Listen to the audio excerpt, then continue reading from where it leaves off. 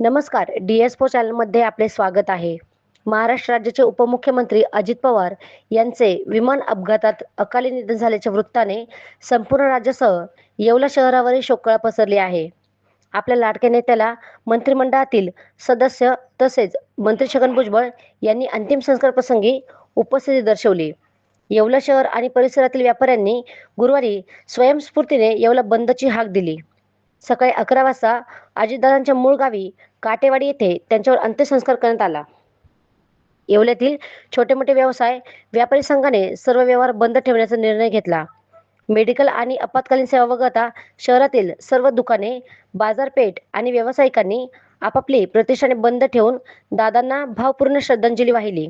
दरम्यान येवल्यातील भुजबळ संपर्क कार्यालय येथे अजितदादा पवार यांना सामुदायिक श्रद्धांजली वाहण्यात आली.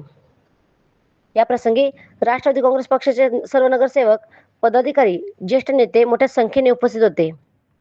एक कर्तव्यदक्ष आणि धडाडीचा नेता गमावल्याची भावना सर्वसामान्यांमध्ये असून येवल्यातील जनतेने शांततेत बंद पाळून आपला शोक व्यक्त केला, असे राष्ट्रवादी काँग्रेस पक्षाचे ज्येष्ठ नेते अंबादास बालाजी बनकर यांच्या वतीने सांगण्यात आले.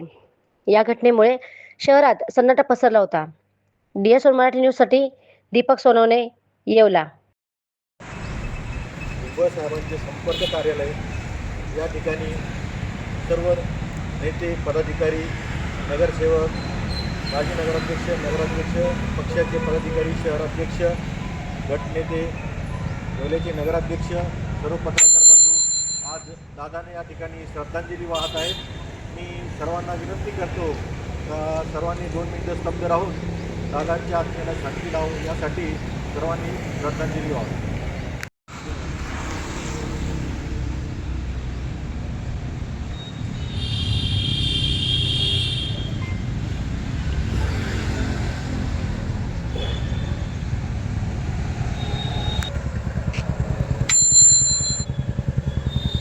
आपले नेते आदरणीय अजितरावजी पवार काल मुंबईवरून पुण्याला येताना आणि पुण्याहून बारामतीला विमानाने जाताना अचानक विमानाचा अपघात झाला. त्यामध्ये आदरणीय अजितदादा पवार मृत्युमुखी पडले. महाराष्ट्राचं चालतं बोलतं मंत्रालय म्हणलं तर वावगं नाही. सर्वांचा आधार आणि अजितदादा देवाघरी गेले हे मनाला पटत नाही. आपल्याला अजूनही पटत नाही की दादा वारले. आमचा दादा माझे 40-45 वर्षापासून माझे संबंध होते. येवले तालुक्याशी त्यांचा अत्यंत घनिष्ठ संबंध आला होता. ते मतदारसंघ हा स्वतःचा समजत होते आणि मतदारसंघही त्यांना आपले दादा समजत होते.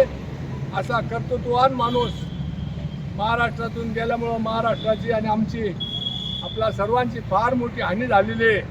आपल्या सर्वांच्या वतीनं अजितदादांना भावपूर्ण श्रद्धांजली अर्पण करतो आणि माझे 2 शब्द थांबवतो.